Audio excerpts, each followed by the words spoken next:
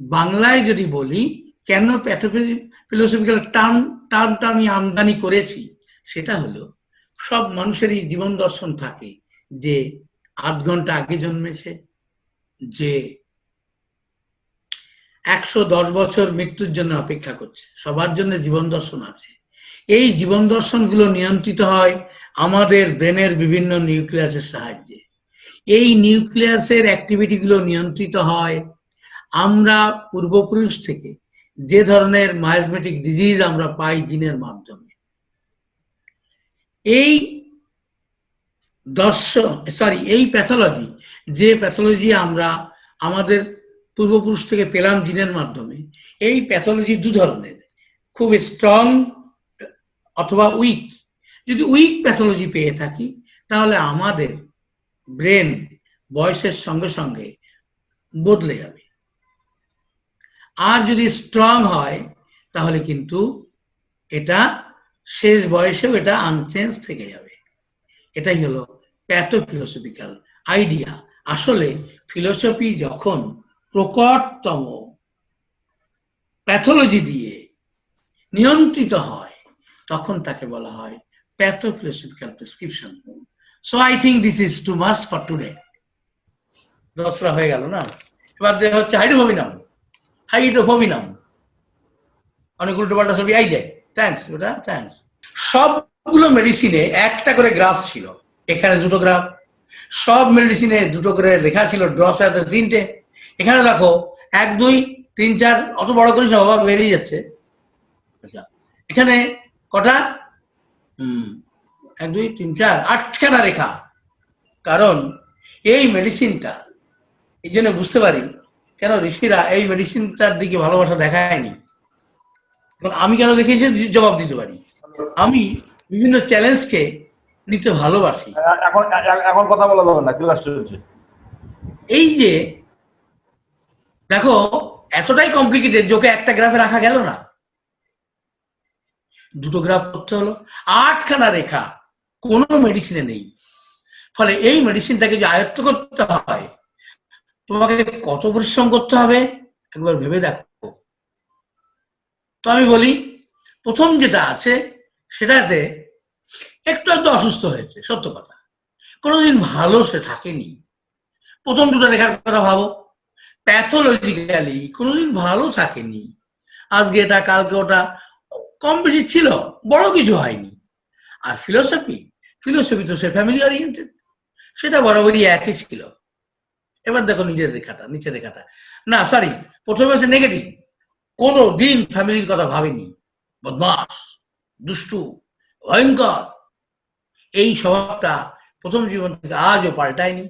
আবার নিচে দুটো রেখা, মানে ওই প্রথম গ্রাফে নিচে দুটো রেখা, ওখানে কিন্তু এই মানুষটি হাইড্রোফোবিনাম, সত্য কথা। কিন্তু সে শুধুই ভালো, খারাপ তার একটা, কোনো ভালো থাকে না। কত তার গুণ, তার বুদ্ধি, তার ব্রেন, তার ক্রিয়েটিভিটি। বাবা মা ছেলের জন্য মেয়ের জন্য পাগল। এমন বাচ্চা যার ঘরে আছে না জানি তার কত খুশি। তবে ওই যে আমার বাচ্চার একটাই সমস্যা, ভালো থাকে না। না না, তাই বলে কই হসপিটালে যেতে হয়নি, কিন্তু ভালো থাকে না। এবার দেখো সেকেন্ড গ্রাফ, এখানে দেখো বড় বড় জিগজাগ, মানে হলো প্রথমবার 4টে বড় জিগজাগ, মানে হলো 4বার ওকে হসপিটালে ভর্তি করতে হয়েছে। একবার ডায়রিয়া, একবার টাইফয়েড, একবার ইত্যাদি ইত্যাদি। আর বদমাস ছিল একভাবেই বদমাস ছিল, কিন্তু নিচে ভীষণ ভালো, কিন্তু তাকে হসপিটালে যেতেই হয়েছে। এবং পরবর্তী জীবনটা কিন্তু একের পর এক সমস্যা নিয়ে কাটাতে হয়েছে। ফলে হাইড্রোফোবিনামকে এই ছোট্ট 8খানি রেখা দিয়ে যেটা বোঝানো যায়, কোনো ভাষা দিয়ে বোঝানো অসম্ভব। তোমরা অন্তত আমার কথা মানবে যখন তোমরা আমার হাইড্রোফোবিনাল লিটারেচার পড়বে। তাই এই 8খানা রেখা বুকের মধ্যে ঢুকিয়ে নেবে, তবে তুমি হাইড্রোফোবিনাম বুঝতে পারবে, আদারওয়াইজ না। আর একে যদি বলা হতো আপনি 1টা টাকা পেলে কি করতেন, ও বলতো মাকে দিয়ে দিতাম। তারপরে কি করতেন, মা ওই পয়সা দিয়ে কোনো কিছু কিনে এনে সবাইকে দিতেন, কারণ আপনি চাইছেন না। না না, আমি চাইবো কেন? ও তো মাকে দিয়েছে আমাদের সবার জন্য। আমি কখনো একা একা কিছু খাইনি গো। আমরা গরিব ছিলাম তো। যদি 5 পয়সাও থাকতো, 5 পয়সা দিয়েই ঝালমুড়ি কিনে এনে সবাই মিলে খেতাম। আমাদের তো 3 বেলা খাওয়া যেত না। কোনো বেলায় 2টো মুড়ি সবাই মিলে খেতাম, কোনো বেলায় 1 টাকা দিয়ে আটা কিনে এনে ওই গুলে খেতাম। সে খুব পেইনফুল। কিন্তু এমন ক্ষুধার্ত মানুষও কখনো নিজের জন্য একটা পয়সা খরচা করেনি, শুধু পরিবারের জন্য। So this is called horrible hydrophobina. Horrible hydrophobina. দুটো রিপিট করুন। এইটা আবার রিপিট? আবার খুব repeat করুন। কঠিন। হ্যাঁ, করছি। আচ্ছা, বেডসর আর অন্যের থেকে রুগী এলে, আচ্ছা ওটা একটু বলে নিলাম, বলছি আবার। অন্যের থেকে রুগী তো আসবেই, তোমাকে কি করে চিনবে? সেই কবে কোথা থেকে পাঞ্জাবের একজন ফোন করেছে, শোনো তুমি তো ভুগছো, আমাদের একজন ওই ডাক্তার দেখে ভালো হয়েছে, তুমি ওখানে যাও। ডাক্তারবাবু আমি তো কত জায়গায় দেখিয়েছি, অন্যের কাছ থেকে তো আসবেই। তার জন্য তোমার চলার রাস্তা বদলাবে না, একদম না। তুমি ফিলোসফি, তুমি রিয়েল হোমিওপ্যাথি করো, তোমার সঙ্গে কারো সম্পর্ক নেই। তুমি খুব সহজেই প্যাথোলজিক্যাল প্রেসক্রিপশন যদি হয় করে দিয়ে সকলকে নষ্ট করতে পারবে।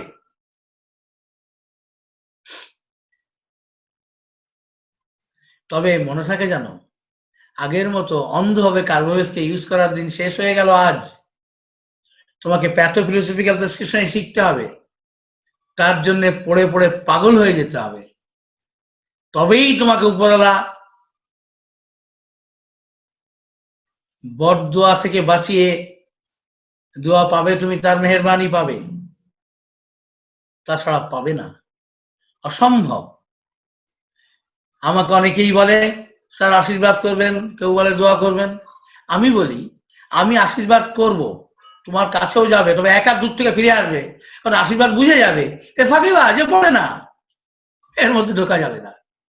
দোয়াও ব্যাপারটা ওই, তোমার কাছে যাবে আর ঘুরে চলে আসবে, কারণ ও দোয়া আমার বুঝতে পারবে যে এই বান্দা ফাঁকিবাজ বান্দা, পড়াশোনা করে না।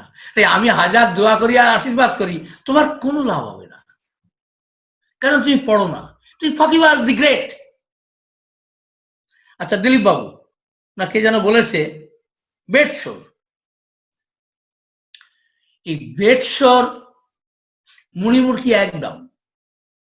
এই বেডসোরে সাধারণত এগুলো শেষ দিকে হয়, তবু আমি বলবো কষ্ট করে প্যাথোফিজিক্যাল প্রেসক্রিপশন খুঁজে বার করার কথা।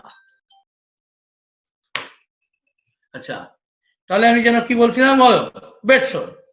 বেডসোর তো আমাদের কি আছে, ওটা একটা প্রবলেম। একটা মানুষের সর্দি দিলে ওটা একটা প্রবলেম, একটা মানুষ ভীষণ রেগে যায়, ভীষণ ভালো মানুষ কিন্তু ভীষণ রেগে যায়, ওটা একটা problem.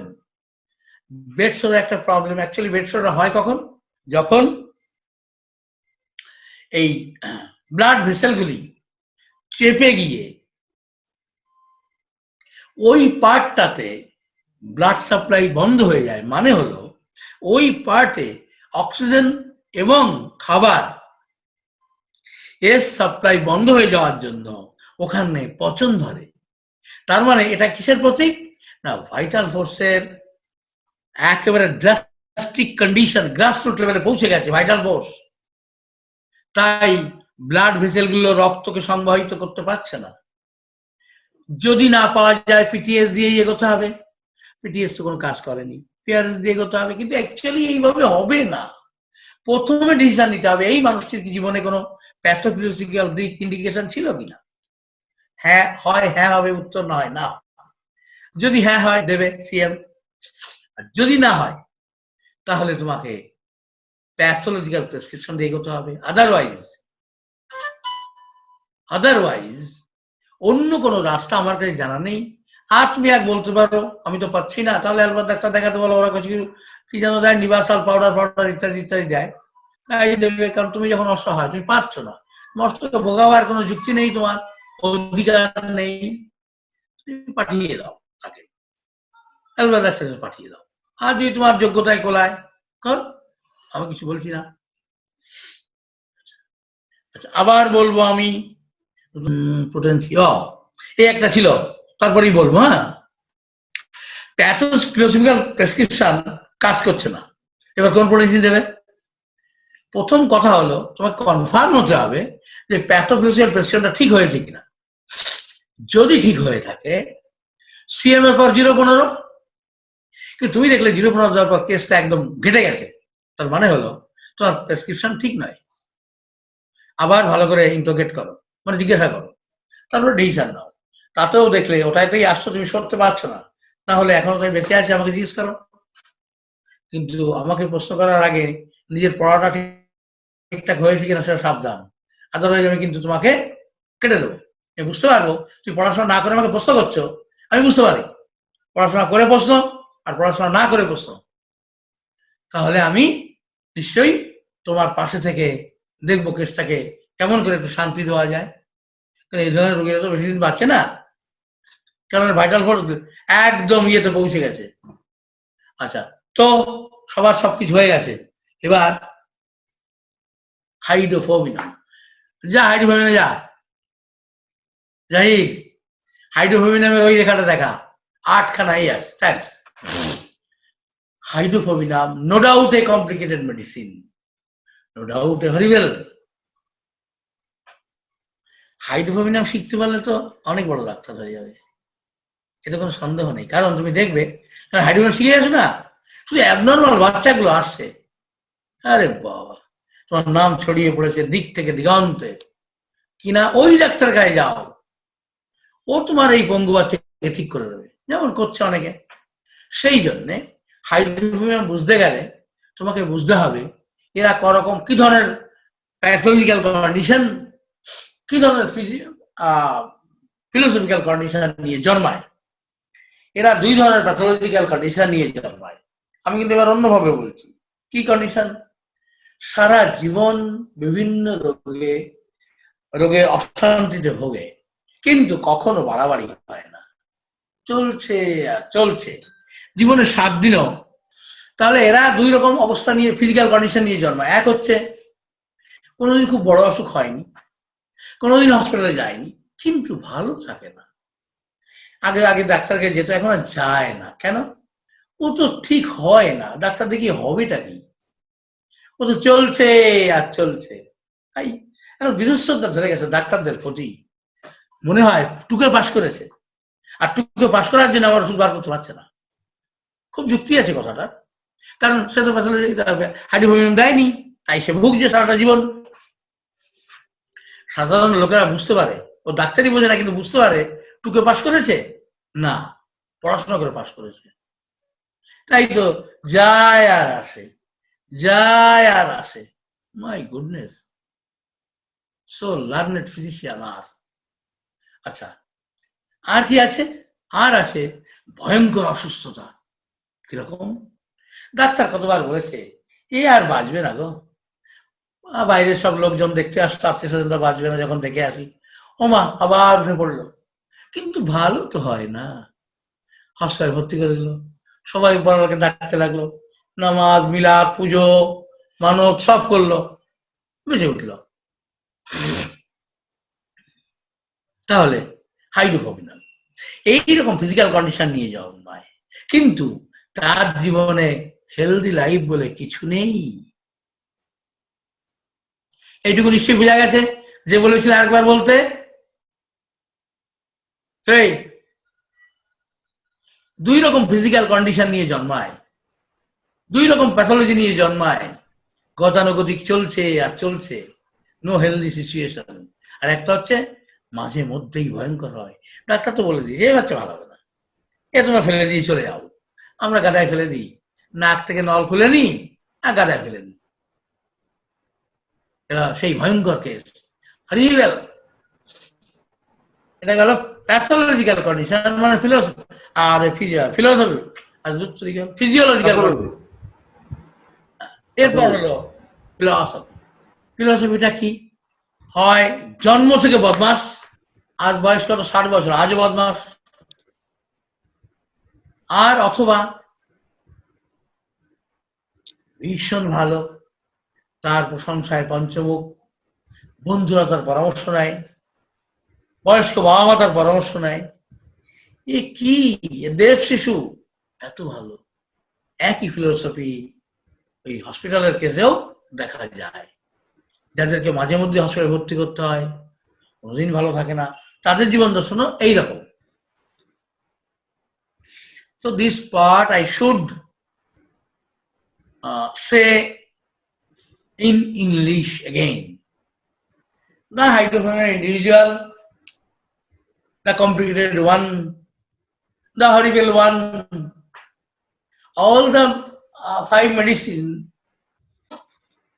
To describe all the five medicine, only one graph and two line is enough. One is vertical, another is horizontal. But in case of hydrophobinum, from right pathological prescription satisfied higher potency. আচ্ছা, এরপর কি না, the physical condition, physical pathology is there in two types. In case of hydrophobia individual, what it is it is of course there. Never that individual enjoy healthy life, never. Since birth till today, 84 years of age, no healthy life was there. But there was no horrible condition, but no healthy life. This is one. Another is several times there was very critical situation and was admitted in the hospital. Everybody would say this is the last time. He never returned to home. But according to God's permission, he returned home. So many times it happened. But there is no healthy life. That is the criteria. Never. It may start from 5 years of age. It may start from 12 years of age. But continuing. This is pathology. Physical pathology. But philosophy also there. What it is. Their philosophy is two types. One is very dangerous philosophy. Throughout the life, very dangerous pathology. Throughout the life, since birth till today, 82 years of age. Again, another type of philosophy is what it is. There is very good. Since birth, there is different excellent philosophy. They are meritorious, they are well behaved, they are obedient, they are studious. So many adjectives may be added with them. That is why I have called who is hydrophobinum. Where there is horrible, there is hydrophobinum. Horrible in which sense? In pathology there is horrible. In philosophy there is horrible. In philosophy, the best of the lot.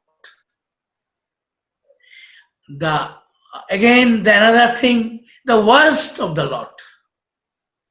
That is why I have told once in my literature that no horrible, no hydrophobinum. Pathology, horrible. Day-to-day life, horrible. Quality, horribly good or horribly bad. And another thing is, they are very much family oriented. not like Thujavidoinam. They're horribly family oriented, horribly. Oh my goodness. They do for the family. Better to say they sacrifice for their family. So everything. Only horrible and horrible and horrible. Write down the questions. Or I am speaking in English. You must translate in Bengali. One thing.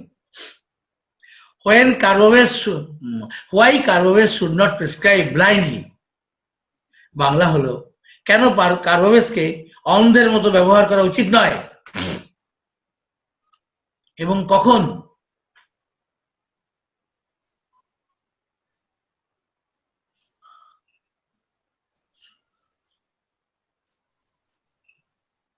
পেয়ে যাবে recording এ। কখন ড্রসরা ব্যবহার করা উচিত নয়, যদিও ড্রসরা দিয়েই patient ভালো আছে, এবং তার পরিণতি ডাক্তারবাবু যদি ভুল করে ড্রসরা দিয়ে থাকেন তার পরিণতি কি হতে পারে? রোগী কিন্তু ভালো আছে, তবুও কি করুণ পরিণতি আসতে পারে। আমি বলেছি, কিন্তু সব বলেছি, তোমরা রেকর্ডিং এ পেয়ে যাবে।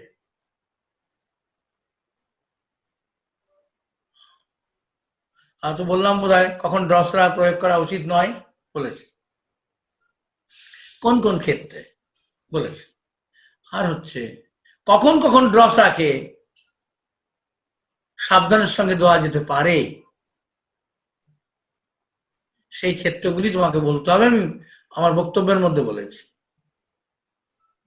কেন একটা মেডিসিনের সাধারণত দুটো করে লেখা থাকে? কেন একটা মেডিসিনের দুটো করে লেখা থাকে? হোয়াই হোয়াই 2 আর 2 চলে গেল, কত রইল? 4টা। Why 4 medicines is explained with 1 graph and 2 line. 1 graph and 2 line. But in case of Drosera, why it is 3 line? And also in case of Hydrophobium, why there is 2 graph and 8 lines are there.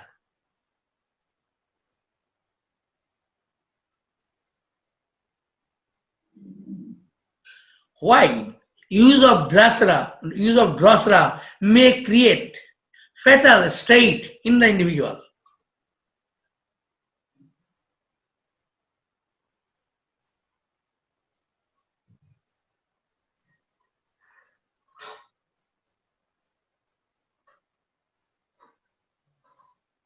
Sir আর কতক্ষণ চালাবো? এখনই ছেড়ে দেবো। আর একটা প্রশ্ন বাকি। A baby aged 10 hours, 10 ঘন্টা, 10 hours or may less or may more, how they can be treated where there is no pathology, or there is little pathology, or there is horrible pathology.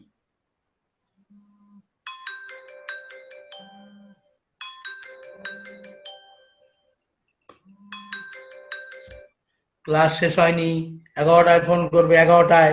Class শেষ হয়নি, 11টায় phone করবে, 11টায় phone করবে। আচ্ছা, কি বললাম? আচ্ছা, ড্রসরা হলো, হাইড্রোফোবিনাম হলো, হ্যাঁ, when there is no scope for pathophilosophical prescription, when there is scope of pathological prescription, আর ওইটা বলেছি কিনা মনে তো একবার বলছি, when there is no scope of pathological prescription, what is your argument? আচ্ছা, ঠিক আছে। জাহিদ, শেষ পর্যন্ত কজন টিকেছে? সে কার বাবার যেন, হারাজনের বাবার 173 173 আছে। এখন কয়জন টিকেছে? 173 173। হ্যাঁ, হারাজনের থেকে অবস্থা ভালো। আচ্ছা জাহিদ, জি বলছি শুক্রবারে ক্লাসটা সবাই যারা একদম প্রথম এসেছো তাদের জন্য দিলীপবাবু রিকোয়েস্ট একদম প্রথম থেকে শুরু করা। একদম প্রথম থেকে শুরু করা বলতে বুঝায় আমরা দুরকম ভাবে ডাক্তারি করতে পারি এবং দুই রকমের প্রসিডিওর দুই রকম। যেমন আমার বাড়িতে একটা বাচ্চা জন্মেছে, তার কোনো সমস্যা নেই, তার চিকিৎসা করা এক ধরনের। আরেকটা হচ্ছে আমার বাড়িতে এখন একজন এসেছেন যিনি ভীষণ জ্বর জ্বালা ব্যথা যন্ত্রণা ইত্যাদিতে কাতর হয়ে এসেছেন, অথবা গিট ব্যথা, মাথা ব্যথা, দাঁত ব্যথা, কান ব্যথা, নাক ব্যথা, এসব নিয়ে এসেছেন। দুটো ক্ষেত্রে প্রসিডিওর কিন্তু এক, কিন্তু সমস্যা কিন্তু ভিন্ন। আবার বলছি, আমার বাড়িতে একটা বাচ্চার জন্মেছে আজকে 2 ঘন্টা বা 1 ঘন্টা বা 3 ঘন্টা বা 7 ঘন্টা আগে। তার চিকিৎসা যেভাবে হবে তার কিন্তু কোনো অসুবিধা নেই, শুধু এসে পৃথিবীতে এসে টাটা করে দিল, বলে আমি এলাম, বোঝো কি করবে। ও এলো, ও তো এলো হচ্ছে ইয়ে নিয়ে, কি বলে, পূর্বপুরুষের 6টা ট্রু ডিজিজ নিয়ে।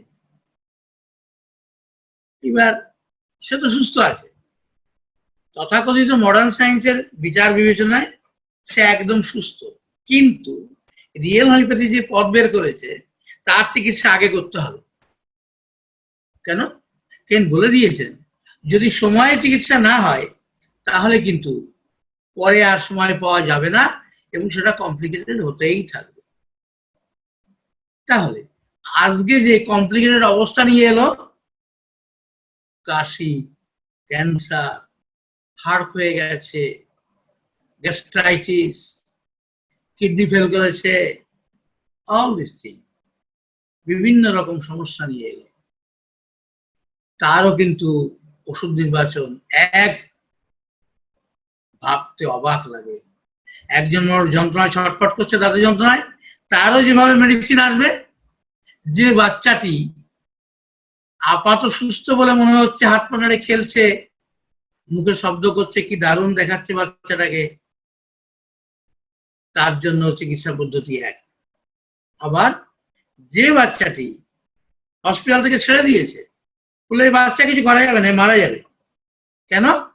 জুভেনাইল ডায়াবেটিস জন্মেছে, সঙ্গে হাইলি ইনফেকশাস প্রবলেম, কিছু করা যাবে না, ছেড়ে দিয়েছে, তার ওষুধও একইভাবে নির্বাচন হবে। এটা হলো রিয়েল হোমিওপ্যাথি।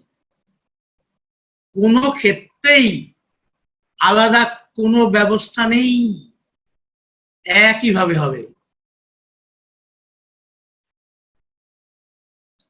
প্রশ্ন করতে পারবে, কিন্তু তোমরা তো এক্ষুনি এসেছো, তোমাদের হাজারো প্রশ্ন, সেই জন্যে প্রশ্ন কম করো, বেশি পড়ো। আর আমি তো বলেছি যে তুমি সঠিক যে লেকচারটা দেওয়া হচ্ছে তুমি যদি ঠিকমতো পড়াশোনা করো তাহলে তুমি আমাকে প্রশ্ন করলে আমি বুঝে যাব তুমি পড়ে প্রশ্ন করেছো না প্রশ্ন করতে হয় তাই প্রশ্ন করেছো। এইটি বুঝবার আমার যথেষ্ট বুদ্ধি হয়ে গেছে। যদি মনে হয় তোমার প্রশ্নের কোনো মেরিট নেই, আমি তোমার প্রশ্নের জবাব দেবো। যদি মনে হয় প্রশ্নের মেরিট আছে তাহলে জবাব দেবো। যেমন তুমি প্রশ্ন করলে, স্যার কেন এরকম হবে, আরে কেন হবে সেটাই তখন বলবো, তুই তার আগেই প্রশ্নটা করে দিলে, কারণ তোমাদের বুদ্ধি কম। তো তোমরা প্রশ্ন করতে বলে বেঁচে যাও, একবার ভাবো না প্রশ্নটা যে করছি আমি কি নিজের উত্তরটা জানতে পারি না? সেই জন্যে তোমাদের প্রশ্ন করার অধিকার আছে। আরো কয়েকদিন ক্লাস করো। তুমি তো জানো 2 বার মরা বললে 1 বার রাম হয়। স্যার আপনি মরা বলতে বলেন, রাম কবে বলবো? দুবার মরা বলো রাম হয়ে যাবে। আরেকটা দেখো, বাচ্চারা যখন প্রথম হাতে খড়ি দেয়, ওকে যতই তুমি বলো এদিক দিয়ে ঘোরাও, এদিক দিয়েই ঘোরাবে। মানে ডান থেকে বায়ে ঘোরাবার কথা, আর ও প্রতিবারেই বা থেকে ডাইনে ঘোরাবে। তাই জন্য বলা হয় যেভাবে খুশি ঘোরা, তুই ঘুরিয়ে যা। তোমাদের এখন ঘোরাবার বয়স, তোমাকে ডাইনে বায়ে বুঝতে হবে না। ঘুরাতে ঘুরাতে একদিন তোমার মাথায় আসবে, আরে আমি উল্টো ঘোরাচ্ছি। তখন তুমি প্রশ্ন করো। প্রশ্ন করতে গেলে যোগ্যতা লাগে। তুমি তো সবে তোমার মুখ দিয়ে দুধের গন্ধ বেরোচ্ছে, মায়ের বুকে দুধ খাচ্ছ, তুমি কি করে প্রশ্ন করবে? কেন করবে? প্রশ্ন করার অধিকার তোমার কোথা থেকে এলো? আগে পড়াশোনা করো, পরে প্রশ্ন করবে। তোমার সব প্রশ্নের জবাব দেওয়ার জন্য আমি তৈরি আছি।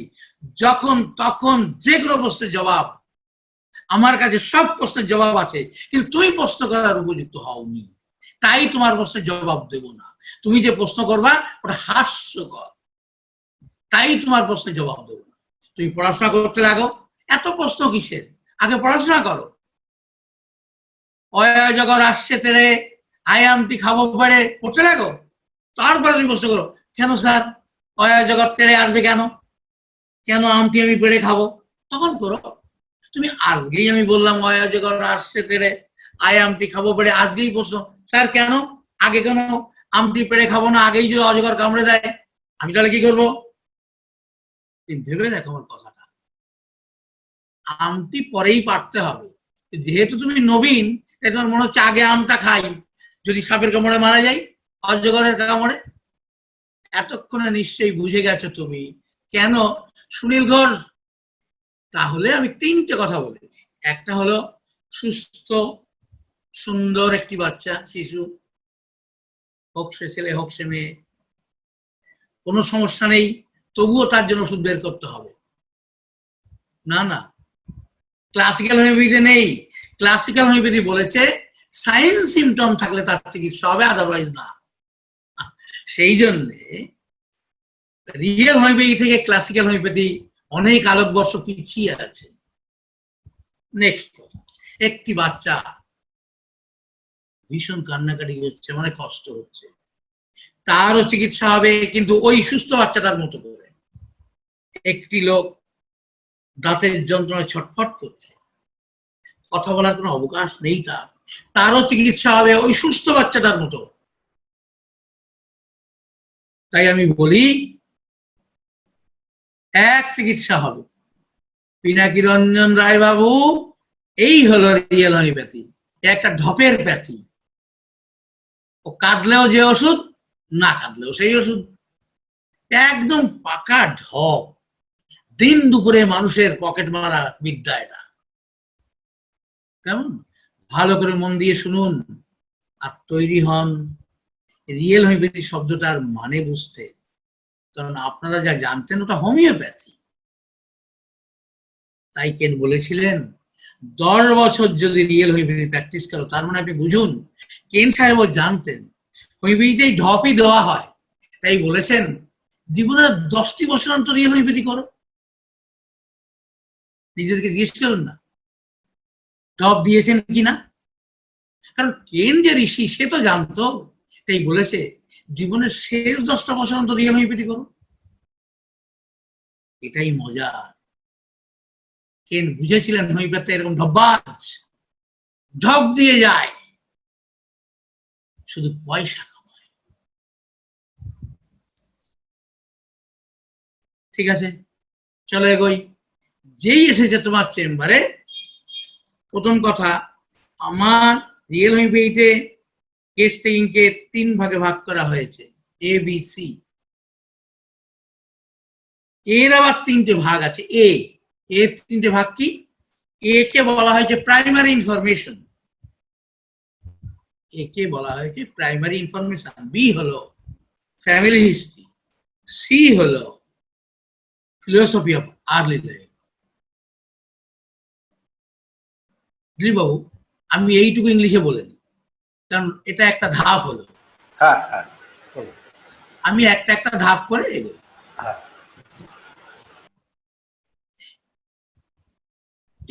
as case taking has three parts mainly A, B, C. A under A মানে এর অধীনে তিনটে পয়েন্ট আছে। একটা হলো একে বলা হয় যে প্রাইমারি ইনফরমেশন। প্রাইমারি ইনফরমেশনের মধ্যে মানে প্রাথমিক তথ্য, এর মধ্যে রয়েছে তিনটে বিশেষ দিক।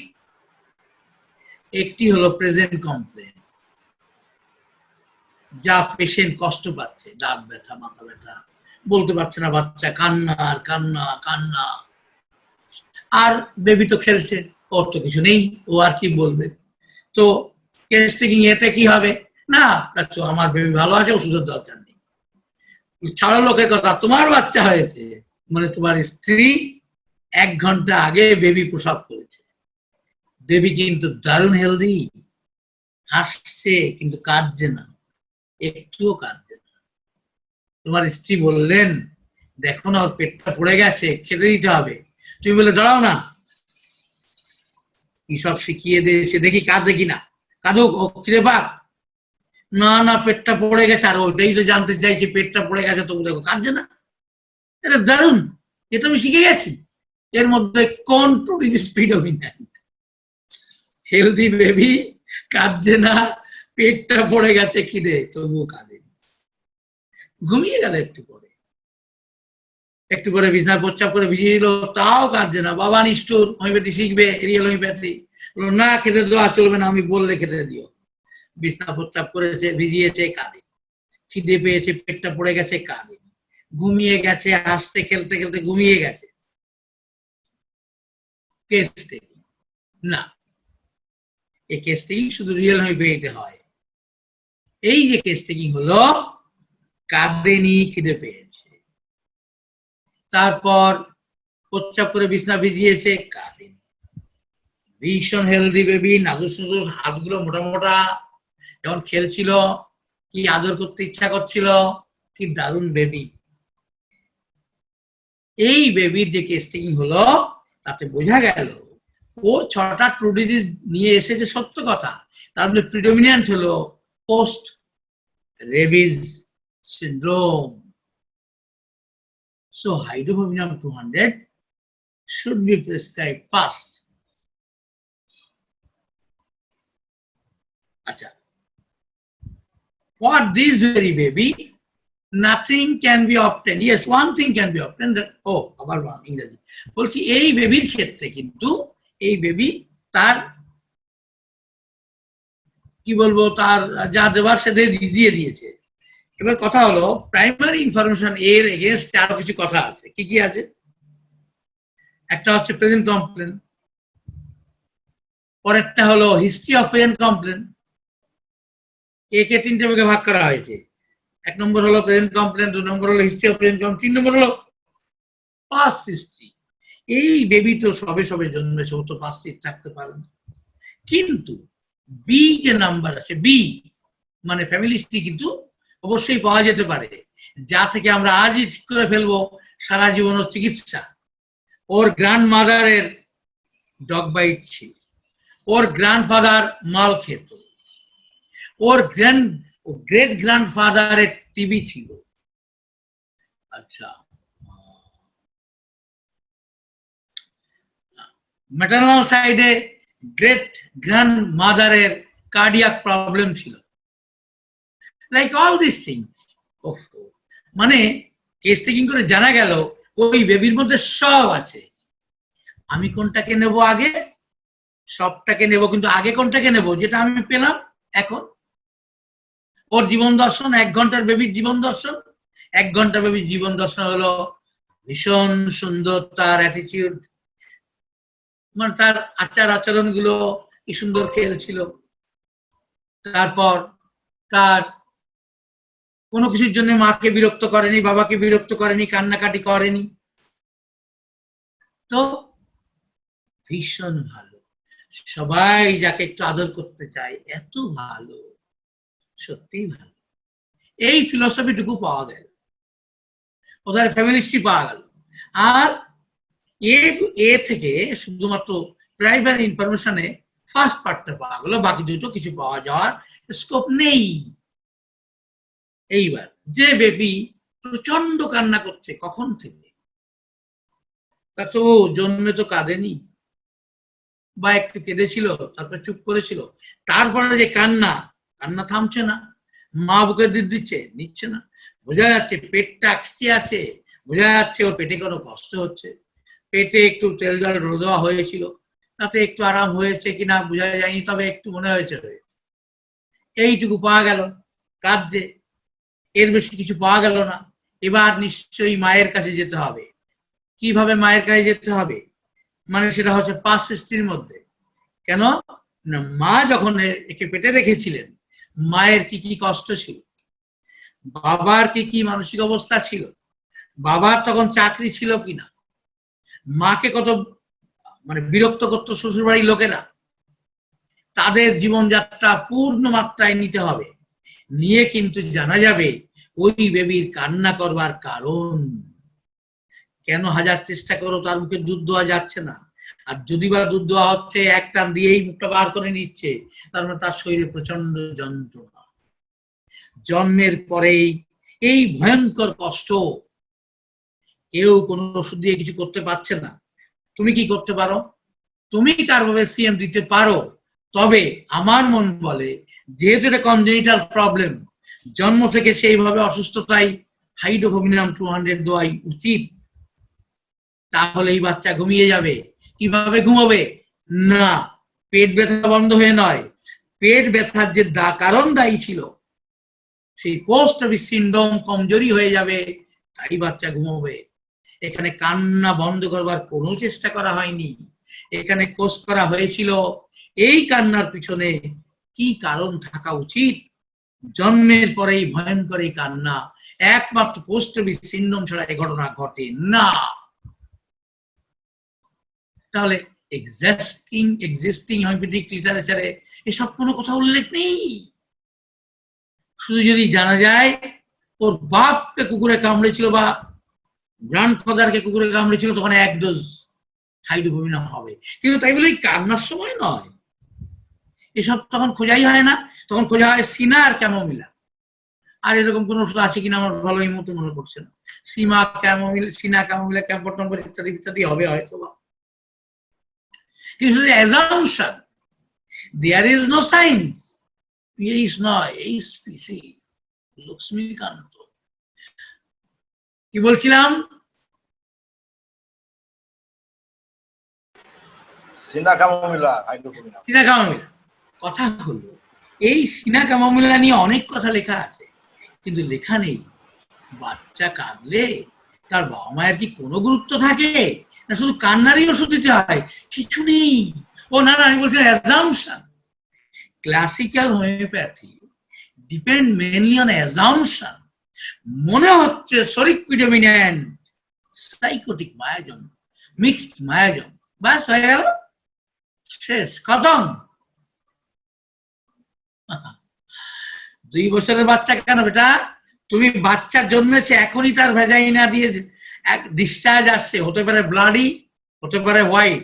তোমরা এগুলো মাথায় রাখো প্লিজ, এখানে লেখার দরকার নেই। তোমরা বোঝো, এটা আমার খুশি, এখানে লিখতে হবে না। জন্মগতভাবে কোনো সমস্যা, শুধুমাত্র হাইড্রোফোবিনামকেই কনসিডার করতে হবে।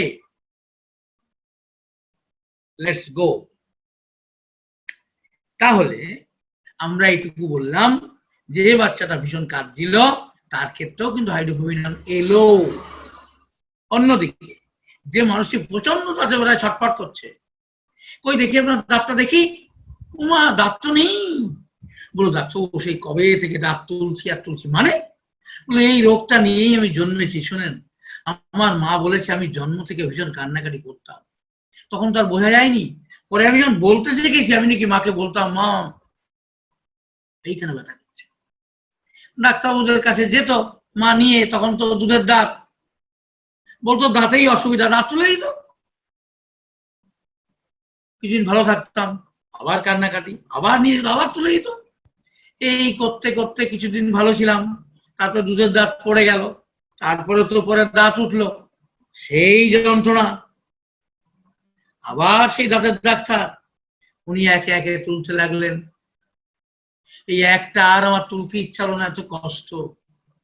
ভাবুন, ডাক্তার বাবু না, জমের দুধ, যমরাজ ওকে পাঠিয়েছে, যা মাংসের সর্বনাশ করে আয়, আমি তোকে পাঠালাম। দাঁতের কথা বললেই দাঁতটা তুলে দিবি।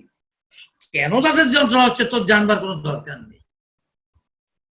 রেপার্টরিতে প্রচুর ওষুধ আছে দাঁতের যন্ত্রণার জন্য।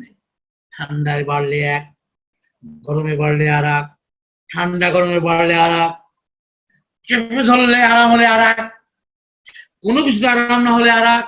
মাই গুডনেস, শুধু দাঁত আর দাঁত। কিন্তু দাঁতের মালিকের কোনো খবর নিতে নেই। আপনারা অনেক বয়স্ক ডাক্তারবাবু আছেন আমার সঙ্গে, আমি জানি। একবার নিজেদেরকে জিজ্ঞেস করুন না, সারাটা জীবন কিভাবে কাটিয়ে দিলেন আপনারা? একবারও মালিকের খোঁজ নিলেন না, শুধু দাঁতটাকেই দেখে গেলেন। রেপার্টরিতে দাঁতের জন্য এতগুলো পেজ রয়েছে। আপনি বলবেন স্যার কেন্ট লিখেছেন, আমরা কি করব? এটাই একটা বড় বাঁচোয়া, লেম এক্সকিউজ। ডক্টর কেন্ট রেপার্টরিতে এতগুলো পেজ লিখেছেন দাঁত নিয়ে, আমরা কেন খুঁজবো? দাঁতের কষ্টের পিছনে কারণ কি? কোন প্রোডিউসের কারণে দাঁতের এই কষ্ট? আজকে মানুষের এই চরম দুর্দশা। মানুষটি জন্ম থেকে ভুগে চলেছে, আজ এটা নয় কাল ওটা। পেটের দোষ তো ছিলই, সঙ্গে দাঁতের যন্ত্রণাও ছিল, কখনো কানের, কখনো নখের, কখনো বা মাথা। কবে মনে পড়ে না কবে ভালো ছিলাম। মজার কথা ওটা। With due respect to Sir Kent, with due respect to Sir Hahnemann, they have no clear idea regarding post-Travis syndrome. Yes, I am Dr. Shamal Kumar Das is telling 265 years homeopathy is going on. This very, without having the knowledge regarding this very true disease, the post-Travis syndrome. I am sorry to say, Sir has no idea regarding post-Travis syndrome. That is why no literature regarding this. So, up to these 265 years, physicians are helpless. No literature regarding post-Travis syndrome. Post-Travis syndrome নিয়ে অনেক কথা বলবার আছে, আজ নয়, আজ তো case নেই। মুরগির ফার্মে কার্বোভেজ, তারপরে বললো গরুর পেটে বাচ্চা কার্বোভেজ, তারপরে বললো যে একটোপিক প্রেগন্যান্সির কথা। একটোপিক প্রেগন্যান্সিতে কার্বোভেজ, অ্যাকচুয়ালি আমার কিছু বলার নেই। উপরওয়ালা যদি আমার সঙ্গে না থাকতো কিছু হতো না। কেন? কার্বোভেজ পৃথিবীতে আমার বাবা জন্মাবার আগে ছিল, কিন্তু কেউ কিছু ভাবেননি, শুধু অ্যাবডোমিনাল প্রবলেম, গ্যাস, ডাইজেস্টিভ সিস্টেমের প্রবলেম ছাড়া।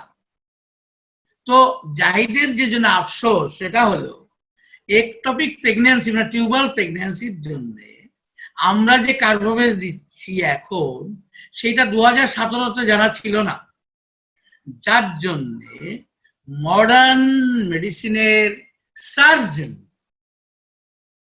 বিরাট বড় গর্ব তার, মডার্ন মেডিসিনের সার্জন, যার কাছে ছুরি কাঁচি ঘুমের ঘরেও থাকে, সুযোগ পেলেই চালিয়ে দেয়। যত মেয়েরা একটোপিক প্রেগন্যান্সি নিয়ে, আজও হয়তো কত মেয়ের পেট কাটা হয়ে গেছে আজকে সারা পৃথিবী জুড়ে একটোপিক প্রেগন্যান্সির জন্য।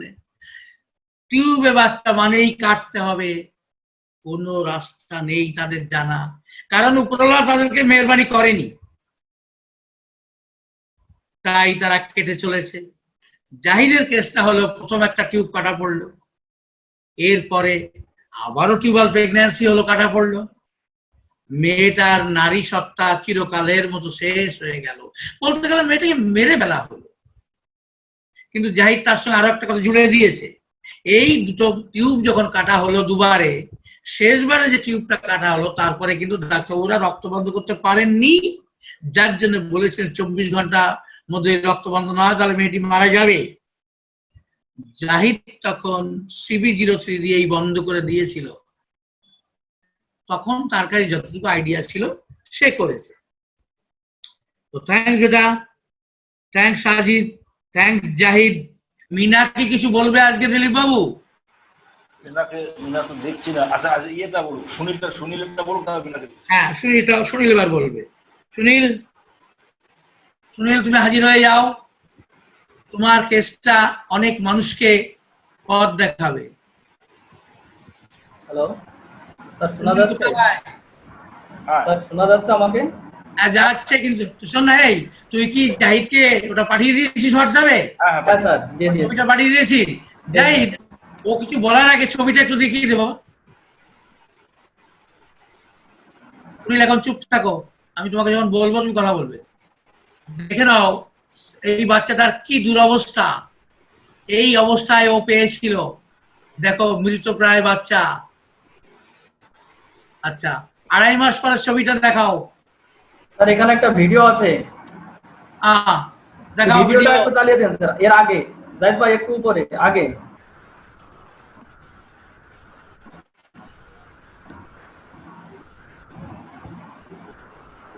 হ্যাঁ, এইটা কিন্তু দেখবার মতো।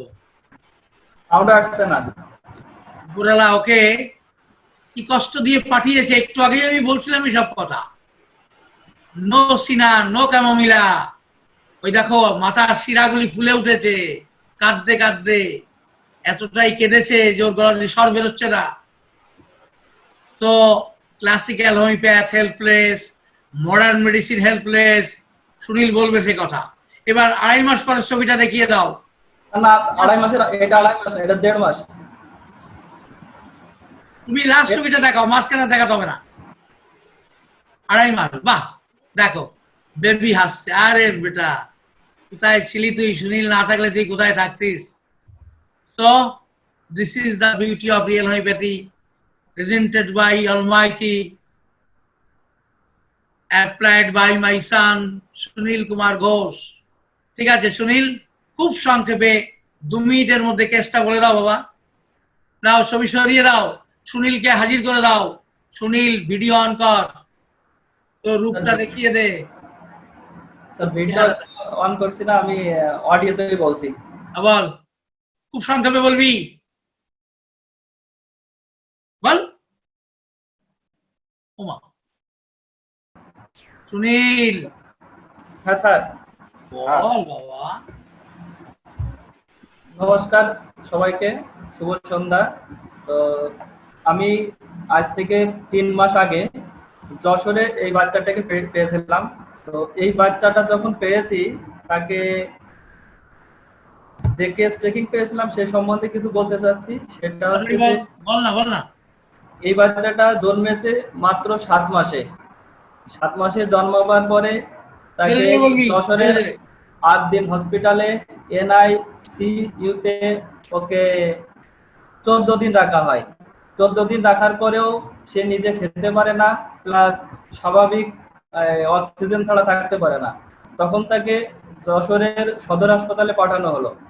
যশোরের সদর হাসপাতালে দীর্ঘ 20 দিন থাকে NICU-তে। সেখানেও কোনো সুরাহা না পেয়ে ওরা আরো বেহতরিন উন্নততর চিকিৎসার জন্য খুলনায় গাজী হসপিটালে পাঠিয়ে দিল। গাজী হসপিটালে বাংলাদেশের শিশু বিশেষজ্ঞ বড় বড় ডাক্তারদের বোর্ড গঠন করে তার চিকিৎসার ব্যবস্থা করা হয়, কিন্তু দুর্ভাগ্যবশত তার অক্সিজেন খোলা যায়নি, সাথে তাকে নাক দিয়েই খাবার খাওয়াতে হতো। ওখান থেকে যখন বাচ্চার বিশেষ কোনো উন্নতি দেখা যায়নি, তখন বাধ্য হয়ে ওই বাচ্চাকে ছেড়ে দিয়েছে। আর বাচ্চাকে নিয়ে তখন খুলনার 250 বেডে সদর হাসপাতালে রাখা হয়। সেখানে থাকার পরে আরো 15 দিন পরে বাচ্চাটা অক্সিজেন নাক থেকে ছাড়িয়ে দেওয়া সম্ভব হয়েছিল। আর ওই মুহূর্তে ওরা বাড়িতে নিয়ে আসার পরে আবার 7 দিন পরে সেম কন্ডিশন, আবার 8 দিন হসপিটালে ভর্তি হয়। এক পর্যায়ে হসপিটাল পক্ষ থেকে জানিয়ে দেওয়া হয় এই বাচ্চাকে টিকিয়ে রাখা আদৌ সম্ভব না, আপনারা বাচ্চাকে বাড়ি নিয়ে যান। যখন বাচ্চাকে বাড়ি নিয়ে যেতে বলে, ওনারা বাড়িতে এসে হোমিওপ্যাথির খোঁজ করে। তো যশোরে সদরে একজন সুনামধন্য ডাক্তার ওই বাচ্চার ট্রিটমেন্ট দিচ্ছিল, কিন্তু বাচ্চার কোনো উন্নতি হয়নি। তখন বাচ্চাটা আমি পেয়েছি, তখন বাচ্চাটার যে লক্ষণ ছিল সেটা ছিল বাচ্চা রাত দিন কান্না করে, ওজন ছিল মারাত্মক কম, মা ছিল একটু চোখের দিক থেকে একটু প্রতিবন্ধী, চোখ প্রতিবন্ধী। আর সাথে এই বাচ্চা যখন এই বাচ্চা মায়ের পেটে আসার আগে ওই মা আর এক স্বামীর থেকে তালাকগ্রস্ত হয়। এই স্বামীর সাথে প্রচন্ড মানসিক নির্যাতনের মধ্য দিয়েই বাচ্চাটি পেটে আসে। আসার পরে যখন জন্ম হলো, ও দীর্ঘ সময় কান্না করেনি, এমনকি কান্নাই করিনি। পরে গিয়ে ওর ওজন ছিল মাত্র 1 কেজি। সেখান থেকে বাকি যে স্টোরি সেটাই জানলাম। এবং যে হোমিওপ্যাথি ডাক্তার ওনার চিকিৎসা দিচ্ছিলেন, সেখানে 3টা মেডিসিন একসাথে চলছিল। সেই মেডিসিন 3টা ছিল কেমোমিলা, বায়োকেমিক ম্যাকফস আর ইপিকার।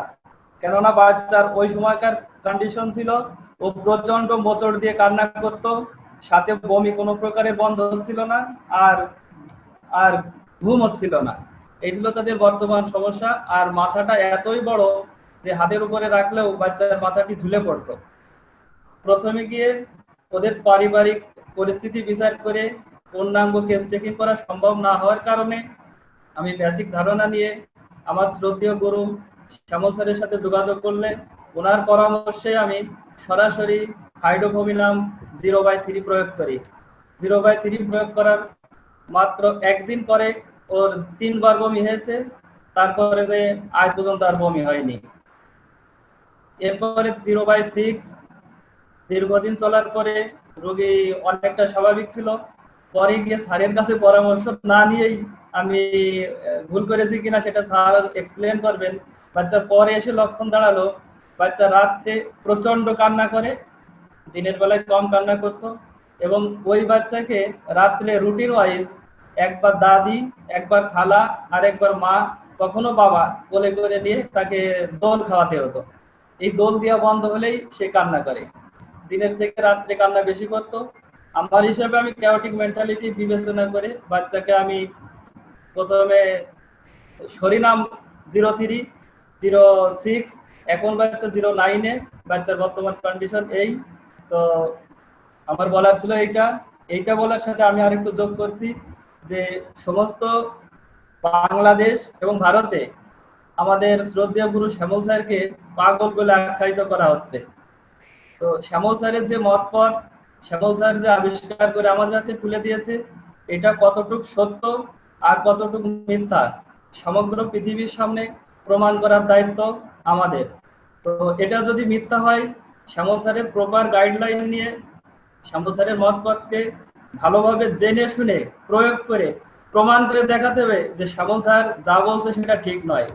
আর যদি সেটা ঠিক না প্রমাণ করতে পারেন, বেঠিক প্রমাণ না করতে পারেন, তাহলে আমরা চাবো এই স্যারের, এই গুরুর হাত ধরে এরকম সুন্দর সুন্দর কেস করে সারা পৃথিবীকে স্যারের যে স্বপ্ন আমরা প্যারাডাইজ বানানোর জন্য একত্রে হাত মিলিয়ে আমরা কাজ করব। এই পর্যন্ত স্যার। তুই হাইড্রোফোবিনাম পর সরিনাম খেয়েছিলি? হ্যাঁ, ঠিক আছে, ছেড়ে দে, ঠিক করেছিস। ঠিকই করেছে, ঠিক করেছিস। একদম ঠিক। কথা হলো কেন, সেই প্রসঙ্গটা আমি বলে দিই। প্রথম কথা হচ্ছে হাইড্রোফোবিনাম কেন? কারণ কোনো এখানে ভাববার কোনো জায়গা নেই, তাই হাইড্রোফোবিনাম। এটা হাইড্রোফোবিনামের নিজস্ব ক্ষেত্র। আজকে কিন্তু ক্লাসটা একদম জমে গেছে, কারণ আমি কিন্তু না ভেবে চিন্তেই শুরু করেছিলাম।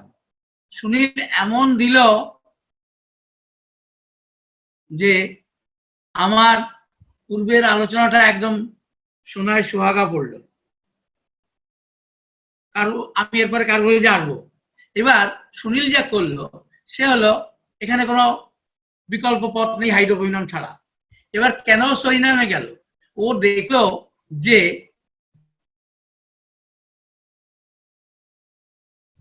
হাইড্রোফোবিনামের কেস কিন্তু কাজ কেন করছে না, কারণ ল্যাক অফ ভাইটাল রিয়াকশন, যেটা উল্লেখ করা আছে অ্যালেন্সে উল্লেখ করা আছে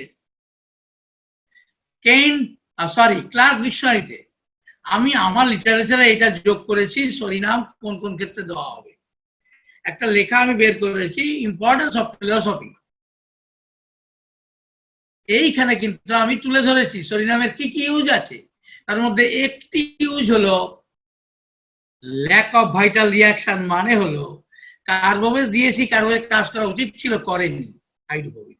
সরিনাম সিব্রিনাম দিয়েছি, সিব্রিনামই প্রেসক্রিপশন, কিন্তু কাজ করতে পারছে না, একটু করে আর হাত তুলে দিয়েছে, সরিনাম। মেডোরিনাম দেওয়া হয়েছিল, দেওয়ার যুক্তি ছিল প্যাথোফিলোসফিক্যালি, কিছুটা কাজ করে আর কাজ করছে না, পোটেন্সি বাড়িয়েও না, তাই বুঝতে হবে ল্যাক অফ ভাইটাল রিয়াকশন, সরিনাম। তো সুনীল ভালো কাজ করেছে আমার পরামর্শ না নিয়ে, কারণ সব কথা পরামর্শ নিয়ে তো আমিও মরে যাব। এগুলো শেখানো ছিল যে প্রপার মেডিসিন, রিজনেবল মেডিসিন যখন একটু এগিয়ে দিয়ে আর এগোতে পারবে না, বুঝতে হবে ওর ভাইটাল ফোর্স কে মেরে মেরে হাত পা ভেঙে দিয়েছে, অলমোস্ট ও এখন অজ্ঞান, তাই ওর জ্ঞান ফেরাতে হবে। জ্ঞান ফেরাতে পারে কার্বোবেজ নয়, সরিনাম। তারপর স্যার এখানে আরেকটা সিমটম এসেছিল কাউটি, এই যে বাচ্চারা রাত্রে খুব বেশি কান্না করে। না না, এইটাকে গুরুত্ব দেওয়া যাবে না, এইটা এখানে খুব একটা গুরুত্ব নয় দাদা। কেন, ও যদি ঘোরাতেই একটু আরাম হতো, ঘোরাতে ঠিক হতো না। ওরা চেষ্টা করতো, একজন কতক্ষণ ঘোরাবে সেটা এই করার গুরুত্ব নেই। এ ঘোরাচ্ছে, হাঁপিয়ে যাচ্ছে, আর একজন ঘোরাচ্ছে, হাঁপিয়ে যাচ্ছে আর একজন, এইটা কাউন্টিং নয়। ওরা বাধ্য হয়ে ঘোরাচ্ছে, ও তো বলেনি তুমি করে নাও, তুমি করে নাও, তুমি করে নাও। না ও চেঞ্জ করলেই চুপ করতো, এরকম তো কিছু নেই। না, একটা কথা হচ্ছে যে ও দিনে তেমন কান্না করতো না, সারা রাত কান্না করতো, এই জায়গাটা একটা ভাবার ব্যাপার আছে। এই ভাবার জায়গা নেই, কারণ সে যন্ত্রণায় কষ্ট পাচ্ছে, যে যন্ত্রণা রাতে বাড়ছে, এটা একটা কথা, রাতে বাড়ছে। আমার তো সিমটোমেটিক হোমিওপ্যাথি নয়। আচ্ছা, আমার ব্যাটারি ফুরিয়ে যাচ্ছে ল্যাপটপের, আমি কানেকশনটা দিয়ে নিই। মিনা এসছে, মিনা। কার্বোবেজ আমরা আগে চোখ বন্ধ করে দিতাম 100 জনে 100 জন, কিন্তু দেখা গেল 0.1%, 0.1% মানে কত, 1000 জনে একজন না 10,000 জনে একজন? 1000 1000 একজন, 1000 একজন মানুষের ক্ষতি হচ্ছিল। কিন্তু আমরা যখন ফিজিশিয়ান, ঠিক একজন যদি হয় আমি, একজন যদি হয় আমার বাচ্চা, একজন যদি হয় আমার মা, গুরুত্বপূর্ণ, তাহলে সব মানুষের জন্যই তাই গুরুত্বপূর্ণ। আমরা কখনো ব্লাইন্ডলি প্রেসক্রাইব করবো না। এবার কার্বোবেজ কখন দেবই, তখন দেখব কোনো মানুষের কেস টেকিং করতে গিয়ে তার যে জীবন দর্শনের রেখা, ওই রেখাটা হরাইজন্টাল না, সরি হরাইজন্টাল না, হরাইজন্টাল না, ভার্টিক্যাল। মানে হলো ওই মানুষটির জীবন দর্শনের পরিবর্তন হয়েছে বয়সের সঙ্গে সঙ্গে। যাদের ক্ষেত্রে জীবন দর্শনের পরিবর্তন হয়, তাদের ক্ষেত্রে কিন্তু প্যাথোফিলোসফিক্যাল প্রেসক্রিপশন করা যাবে না। তাদের ক্ষেত্রে কার্বোভেজ শুরুতে দিতেই হবে। কথাটা কিন্তু জটিল, আবার বলছি, যাদের জীবন দর্শনের রেখাটা হরাইজন্টাল না, ভার্টিক্যাল, মানে হলো বয়সের সঙ্গে সঙ্গে চেঞ্জ হয়েছে, এদের ক্ষেত্রে কিন্তু প্যাথোফিলোসফিক্যাল প্রেসক্রিপশন হবে না। এদের ক্ষেত্রে প্যাথোলজিক্যাল প্রেসক্রিপশন হবে, তারপরে কার্বোভেজ দিয়েই শুরু করতে হবে। কিন্তু যাদের জীবন ফিলোসফিক্যাল রেখা হরাইজন্টাল, ভার্টিক্যাল নয়, এর মানে হলো ওদের জীবন দর্শন ছোট থেকে বড় পর্যন্ত এক অপরিবর্তিত রয়ে গেছে। যেহেতু অপরিবর্তিত রয়ে গেছে, সেহেতু আমরা তার ক্ষেত্রে প্যাথোফিলোসফিক্যাল প্রেসক্রিপশনই করব। এক্ষেত্রে কার্বোভেজ দিলে কিন্তু ক্ষতি হবে, খারাপ অবস্থা তৈরি হবে। ওর ভালো ইংরেজিটা ভালো লাগে, আমার অ্যাডভার্স সিচুয়েশন তৈরি হবে। ডাক্তারবাবু আপনি কি করলেন, আমার তো জীবনে মাথা যন্ত্রণা ছিল না, আপনি কি ওষুধ দিলেন, মাথা যন্ত্রণা শুরু হয়ে গেল, আমি আপনার তো নাম শুনে আসলাম, কমবে কি আমার বাড়িয়ে দিলেন আপনি। স্যার তো বলেছিল কার্বোভেজ দিতে চোখ বন্ধ করে। ও না, বলেছিল তো চোখ খুলে দিতে হবে, ফিলোসফিক্যাল রেখা ভার্টিক্যাল না হরাইজন্টাল? যদি হরাইজন্টাল হয় কার্বোভেজ দেওয়া যাবে না, আর যদি ভার্টিক্যাল হয় কার্বোভেজ দিতেই হবে। কি দিলীপবাবু হয়েছে? হ্যাঁ, এবার বলুন চ্যাট বক্সে মেরিট আছে এমন কোশ্চেন। এই তো দেখছি না। একজন লিখেছে যে সিপিলি নামে প্যাথোফিলোসফিক্যাল খুঁজতে গেলে আর্লি লাইফে সঠিক তথ্য দেয় না। এটা বোকার মতো বলছে। আর্লি লাইফে ফিলোসফি অফ আর্লি লাইফে সিপিলি নামের পরিচয় পাওয়া যায় না। যায় না, হ্যাঁ, কারণ ওর সঙ্গে হবে না। কথা বলে না। তুমি যদি সিমিলার আর্লি নাই পাও তো সিমিলার প্রশ্নই ওঠে না। না না, মানে ও বলছে যে রোগীরা মিথ্যে কথা, মানে সত্যি কথা বলে না। কিন্তু ও হ্যাঁ, এই যে প্রমোদ পান্ডা বাবু না, ও লিখেছে সিফিলিটিক রোগীর ফিলোসফি অফ আর্লি লাইফ বের করা কঠিন। জবাবটা দিয়ে দিই দিলীপ বাবু, খুব ভালো প্রশ্ন পান্ডা বাবু। যে রোগীর কথা ওরা তো সত্যি কথা বলে না।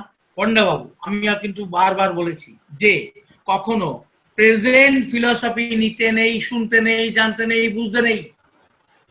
কারণ কেউ বলবে না আমি কিন্তু স্যার চুরি। কেন চুরি করেন? চুরি করা বড় বিদ্যা যদি সেরে খাওয়া যায় তাই চুরি করি। কেউ বলবে না, বলবে আমার মতো সাধু এলাকায় নেই। সেই জন্য বর্তমানে ও যা বলবে তাকে আপনি নয়াকার লিখে রাখবেন। নয়াকার এ মিথ্যা বলেছে, ছোটবেলায় গিয়ে কনফার্ম করুন।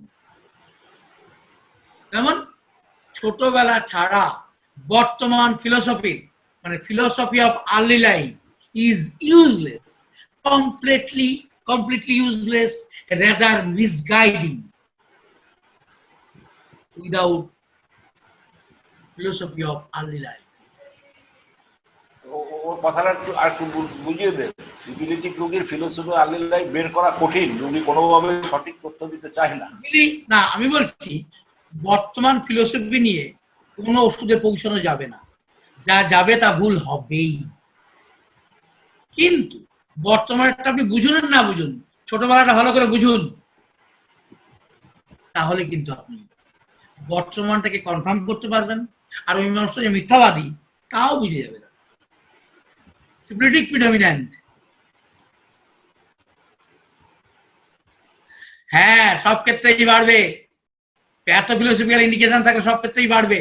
এবার তুমি বলবে স্যার আমি দিয়েছিলাম বাড়েনি, তার মানে হলো প্যাথোফিলোসফিক্যাল ওখানে অত স্ট্রং ছিল না, তোমার প্যাথোলজিক্যাল প্রেসক্রিপশনের, তাই জন্য ওর এফিকেসি দেখিয়েছে।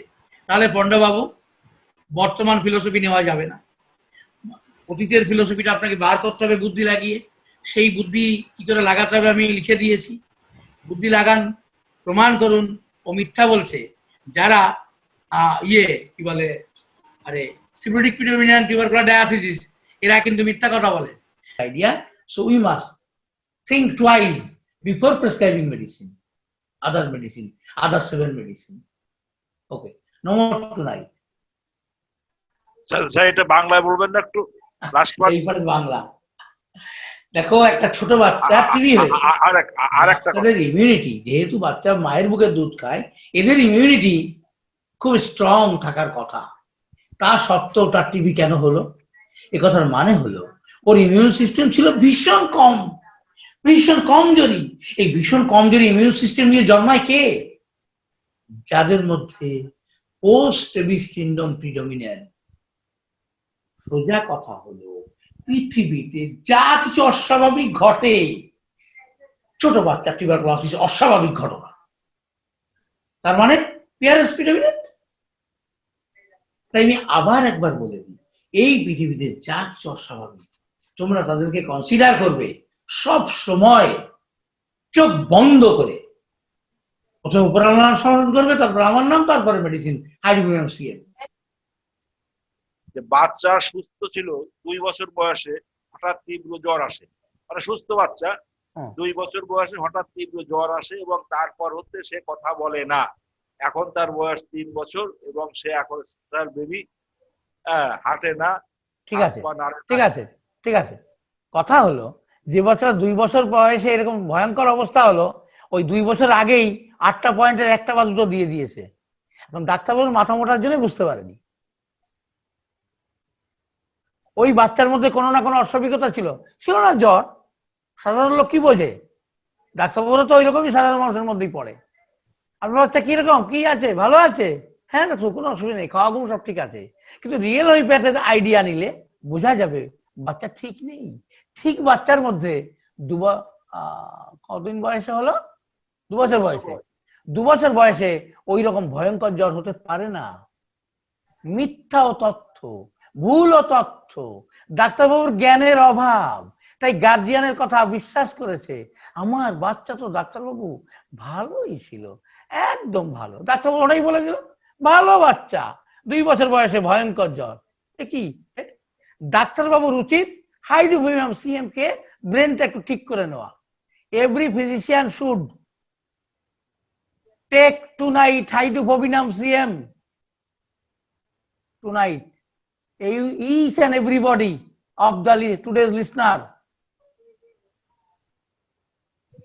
সব পিআরএস টাইফয়েডের চোখে দেখে না, সব পিআরএস শুনছো তো কত কিছু। তাহলে তোমাকে 8টা পয়েন্ট মিলিয়ে সবার মধ্যে মিলে যাবে 8টা পয়েন্ট। আমি তো এখনো একজনও পাইনি 8টা পয়েন্ট মিলিয়ে। আর তোমরা বলবা স্যার আপনার কাছে বড় বড় কেস আছে। আরে ভাই ঠিক আছে, তোমার কাছে জ্বর সর্দি কাশি আসে, তাই দেখো না জ্বর সর্দি কাশি ওটাও হাইড্রোফোবিয়া পাবে যদি 8টা পয়েন্ট শেষ হয়ে থাকে। ঠিক আছে, লেটস গো। রাগ করে বলিনি, সত্যি খাবে ডক্টর মনির। স্যার এই হাইড্রোফোবিয়াম ক্লাসে এমন মনে হচ্ছে যে সব সময় এই হাইড্রোফোবিয়াম দিয়েই ট্রিটমেন্ট শুরু করতে হবে, কারণ disease means abnormal somatic state. Abnormal somatic state মানে এই অ্যাবনরমাল। আচ্ছা এবার আমি বলি এই আজকের ছেলেটি ভালো, বড় হয়ে ইম্পর্টেন্ট হয়ে গেল। আজকের মেয়েটি ভালো আছে, 2 দিন যেতে যেতে সাদা সাপ শুরু হলো। কি বোঝা গেল? ও তো পিআরএস হয়েই এসছে। প্রমাণ কি ও পিআরএস হয়ে আসেনি? অতএব একবার দোষটা দিয়ে ওকে অন্তত বাঁচান যে ও ভবিষ্যতে ক্যান্সার না হোক, ভবিষ্যতে সিভিয়ার হার্ট অ্যাটাক না হোক, ভবিষ্যতে সিভিএ না হোক, হলেও যেন চিকিৎসার উপায় থাকে। তো ভুল কি হাইড্রোফোবিয়া দিয়ে বেড়ে যাবে? কোনো কিছু হবে না। যদি বেড়েও যায় 0.1 বা 0.3 দিয়ে দেবে। ফলে একটা রাস্তা তো রোখা রইল। এভরিবডি শুড, আমি রাগ করে বলিনি, ভালোবেসে বলেছি। ভবিষ্যতে যদি অকালে না মরতে হয় হাইড্রোফোবিয়াম খেয়ে নাও আজকে রাতে গিয়ে সিএম 3 বার। সবাই নিজে খাও, বাড়ির লোককে খাও, দেখবি অনেকেই বদলে গেছে। তোমার মেজাজ বদলে গেছে, রুগী আসা বেড়ে গেছে, ইত্যাদি ইত্যাদি। ঠিক আছে, আরেকটা কথা এখানে একটুখানি বলে দিই। যে কথাটা বলতে চাই, আমার লেখা এই লিটারেচার শুধু ডাক্তারদের জন্য নয়, কারণ ডাক্তারদের একটা ইগো আছে, উনিও জানে আমিও জানি। ফলে এটা ডাক্তারদের জন্য অভিশাপ। এই বোধটা ঢুকিয়ে দিয়ে ওখান থেকে ঢুকেছে। কারণ এক হ্যানিম্যান জানতো হোমিওপ্যাথি, আর আমি মাঝখানে কেউ নেই। সে কথা মার্গারেট টাইলারও কিন্তু বলেছেন। তবে মার্গারেট টাইলার বলবার যোগ্যতা আছে, কিন্তু আমি আপনি যদি বলি যে এক হোমিওপ্যাথি জানতো হ্যানিম্যান, আর আমি মাঝখানে কেউ নেই, বাস শেষ। আমার রিয়েল হোমিওপ্যাথি শেষ, জ্বলে পড়ে শেষ হয়ে গেল। তাহলে করণীয় কি? আমার এই লিটারেচার গুলো পড়া উচিত লার্নেড পার্সনদের, যারা শিক্ষক, স্কুল কলেজের শিক্ষক, যারা সোশ্যাল ওয়ার্কার, তাদের এগুলো শেখা উচিত। ডাক্তারদের পর আমার খুব একটা ভরসা নেই, বিশ্বাসও নেই, কারণ আমার এটা মানতে তার ইগোতে লাগতে পারে। কিন্তু শিক্ষকরা কখনো এটা করবে না, সে আমি জানি। সমাজের মানুষকে বোঝাবে, দেখুন আপনার মেয়ের যা দেখলাম, আপনার সঠিক ট্রিটমেন্টের দরকার, কোথায় যাবেন? অমুক জায়গায় যেতে পারেন। হোক সে নজরুল, হোক সে অন্য কেউ, সাজি নর অন্য কেউ, যারা রিয়েল হোমিওপ্যাথি শিখেছে সঠিকভাবে, ইউটিলাইজ করছে। সরি, আমার অনেক ছেলে মেয়েই শিখেছে, অনেক ছেলে মেয়েই ভালোভাবে ইউজ করছে। হয়তো আমি সবার তথ্য আমি দিতে পারি না, তবে আমি তোমাদেরকে আজকে এটা বলতে চাই, তোমাদের যদি বিউটিফুল কেস থাকে বলতেই পারো, কারণ কেস দিয়েই ভালো শেখা যায়, ভালো শেখানো যায়। আমি তোমাদের কেসগুলো বলতে রাজি আছি। শর্ত হলো যেদিন তুমি বলবে তার আগের দিন আমাকে কেসটা শোনাবে। আমি শুনে নিয়ে তোমাকে যেগুলো অ্যালার্ট করবার অ্যালার্ট করব, তোমার কেস তুমিই বলবে, আমি শুধু ইংলিশে ট্রান্সলেট করব, আর হচ্ছে সঠিকভাবে কেসটা যেন মানুষ বুঝতে পারে সেটা আমি দেখব। কারণ আমি জানি সবটাই এসেছে আমার গড গিফটেড রিয়েল হোমিওপ্যাথি থেকে, the divine root real homeopathy. So আমি ভীষণ আনন্দিত আমার ছেলে মেয়েরা এত সুন্দর কাজ করে চলেছে। সেই জন্য আজ নজরুল বলছে, কাল তুমি বলো, বা নজরুল বলছে বলুক। তোমার কাছে যদি অ্যাস্টনিশিং কেস থাকে এবং যথাযথ প্রমাণ যদি তোমার কাছে থাকে, তাহলে তুমি আমাকে বলো, আমি বুঝে নেবো কেসটা জেনুইন না কেসটা জল মেশানো। ওই যোগ্যতা ভগবান আমাকে দিয়েছে। আমি যদি বুঝতে পারি কেসটা জেনুইন, আমি নিশ্চয়ই তোমাকে অ্যাপ্রিসিয়েট করবো এবং তোমাকে বলতে দেবো। কিন্তু আমার যদি মনে হয় তুমি জল মিশিয়েছো, আমি তোমাকে দেবো না। আমি বলে দেবো কি করে বুঝলাম তুমি জল মিশিয়েছো এবং কি করে বুঝলাম তুমি জল মেশাওনি। তুমি শুনেছো আজকে আমি নজরুলকে অনেক কথা বলেছি এবং যা দিয়ে ও বেরিয়ে এসছে, স্যার নো জল অনলি দুধ। তুমিও এসো, সবাই চান্স পেতে পারো, কারণ তোমার কেস থেকে আমিও শিখবো, সমস্ত ভিউয়ার্সরাই শিখবে। আচ্ছা, কেসটা ছিল, আমি যা বলতে যাচ্ছিলাম, আগের টপিকটা বাংলাটা বলা হয়নি। হ্যাঁ, আগের বাংলাটা বলছি। প্রকৃতির নিয়মে পুরুষের ইউরিনোজেনিটাল সিস্টেম, এটা বাংলা বলা অনেক কঠিন, মানে মানে ওই রকমই হবে না, আমি পারবো না। মেয়েদের ইউরিনোজেনিটাল সিস্টেম মানে যে সিস্টেমে জেনিটাল ভূমিকা রয়েছে এবং ইউরিন মানে এক্সক্রিটরি ভূমিকাও রয়েছে, এই দুটোকে একসঙ্গে বলা হয় ইউরিনোজেনিটাল সিস্টেম। এই সিস্টেম প্রকৃতির নিয়মে স্বাভাবিকভাবে তৈরি হওয়া উচিত এবং সেটা নিয়ম হচ্ছে Mullerian duct. Most of the part of the urinogenital system is developed from this Mullerian duct. কিন্তু এই মুলেরিয়ান ডাক্ট কি তোমরা জানতে চাইলে অবস্টেট্রিক্স পড়ো, তুমি সেখান থেকে জানতে পারবে। এটা বলা আমার উদ্দেশ্য নয়, তুমি ওটা বইতে পাবে, কিন্তু আমি যেটা বলবো সেটা তুমি বইতে পাবে না। তাই যেটা পাবে না সেটা নিয়ে আমার ইন্টারেস্ট বেশি, আর যেটা পাবে ওটা নিয়ে আমার কোনো ইন্টারেস্ট বেশি নেই। আমি অনেকটাই পড়েছিলাম, দেখেছি এটা আমার দরকার। আমি 3-4টে বই পড়েছি, অবস্টেট্রিক্সে 3টে বই, 4টে নয়। তো দেখেছি সেটা মোস্টের উপর কমন লেখা, ওই মুলেরিয়ান ডাক্ট ওই সব। এবার সেই মুলেরিয়ান ডাক্ট থেকে আপার পার্ট, মিডল পার্ট, এই ওই সেই ভ্যাজাইনা, ফ্যালোপিয়ান টিউব ইত্যাদি কোথায় কিভাবে তৈরি হয়, আমার মনে হলো এটা বলা এমন কিছু জরুরি নয়। যারা দরকার মনে করবে এটা জানা জরুরি তো জানবে, কিন্তু আমার ইন্টারেস্ট হলো যেটা পৃথিবী জানে না, দুনিয়া যেটা জানে না সেইটা বলে, যে একটি মেয়ে স্বাভাবিকভাবে প্রকৃতির নিয়মে তার জনন যন্ত্র তৈরি হওয়া উচিত ছিল।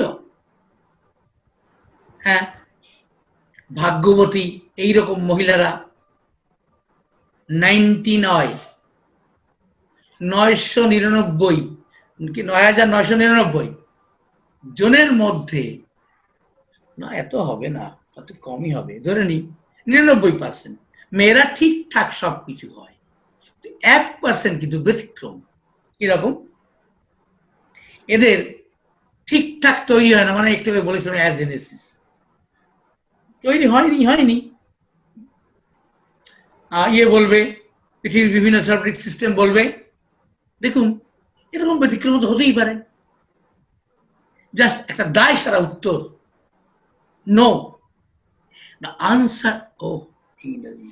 কিন্তু উত্তরটা এরকম হওয়া উচিত ছিল না। উত্তরটা হওয়া উচিত ছিল এমন কোন ফ্যাক্টর, এমন কোন বিষয়, এমন কোন কি বলবো রেসপন্সিবল ফ্যাক্টর, সেইটা ইংরেজি, এমন কোন ঘটনা এর শরীরের মধ্যে আছে যে প্রকৃতির নিয়মে শরীরটাকে বাড়তে দেয়নি,